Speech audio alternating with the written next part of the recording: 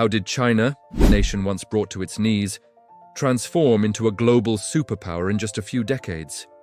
It's one of the most incredible stories of our time, and it all begins with understanding a period known as the Century of Humiliation.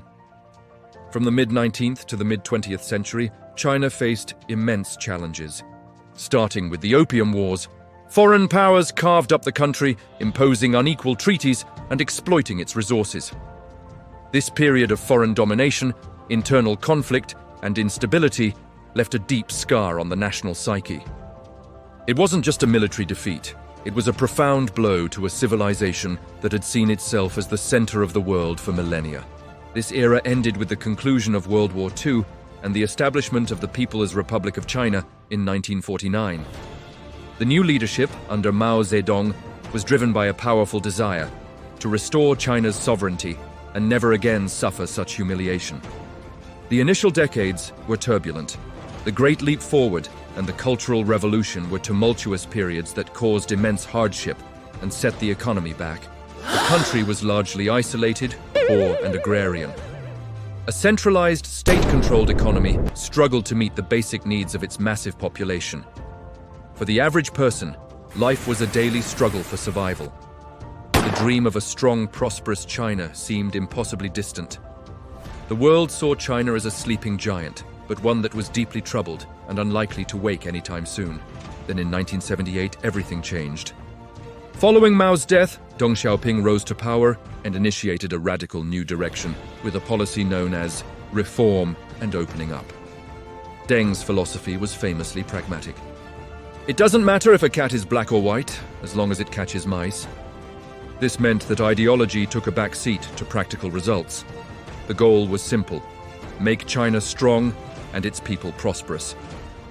This wasn't about abandoning the system, but about reforming it to work in the modern world. This shift in thinking would unleash the most explosive economic growth in human history. The first major step was decollectivizing agriculture. Farmers were allowed to manage their own plots of land and sell their surplus produce in open markets. For the first time in decades, they had a direct incentive to work harder and be more productive. The results were immediate and astonishing. Food production soared, lifting hundreds of millions out of poverty and creating a foundation of stability. This success in the countryside proved that market-based incentives could work wonders within China's system. It was the first domino to fall, setting the stage for even bigger changes. Next, China looked outward. Deng established special economic zones, or SEZs, in coastal cities like Shenzhen. These zones were like laboratories for capitalism. They offered tax breaks and fewer regulations to attract foreign companies. Suddenly, global giants from electronics to textiles rushed in, eager to tap into China's massive and low-cost labor force. Shenzhen, once a small fishing village, transformed into a sprawling metropolis, a symbol of China's ambition. These zones became the engines of the country's export-driven economy, connecting China to global supply chains and earning it the title, the world's factory. But building factories wasn't enough. China knew it needed to build the infrastructure to support them, and they did so on an epic scale. They embarked on the largest infrastructure project in history, building thousands of miles of high-speed rail, modern highways, state-of-the-art ports, and massive airports. This incredible network not only connected the country internally, allowing goods and people to move with unprecedented efficiency, but it also solidified China's role as a global logistics hub. This massive investment in infrastructure was a key strategic decision, creating the backbone for sustained economic growth for decades to come. As the economy grew, China made another crucial investment in its people. The government poured resources into education, focusing heavily on science, technology, engineering, and mathematics, the STEM fields. The goal was to move beyond being just the world's factory and to become a leader in innovation. They sent students abroad to learn from the best universities and then welcomed them back to lead research and start new companies.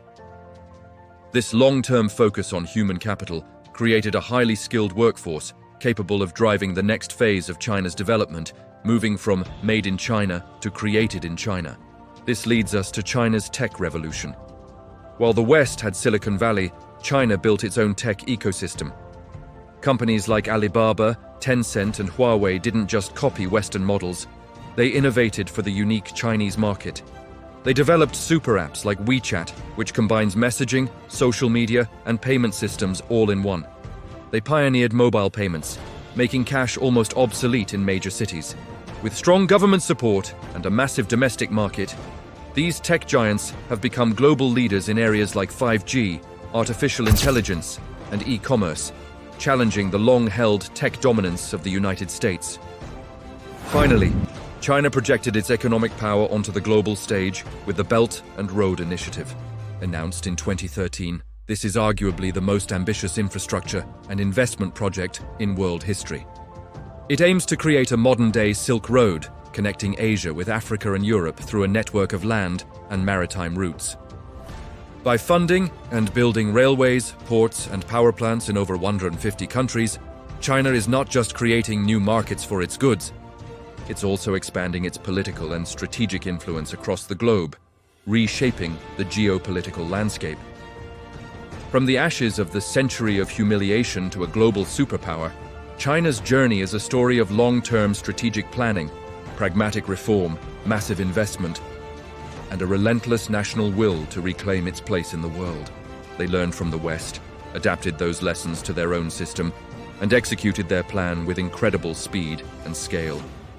The story is far from over, and the world is still adapting to this new reality. What happens next will define the 21st century. Thank you so much for watching. If you found this breakdown interesting, please hit that like button, subscribe for more deep dives, and let me know your thoughts in the comments below. See you in the next video.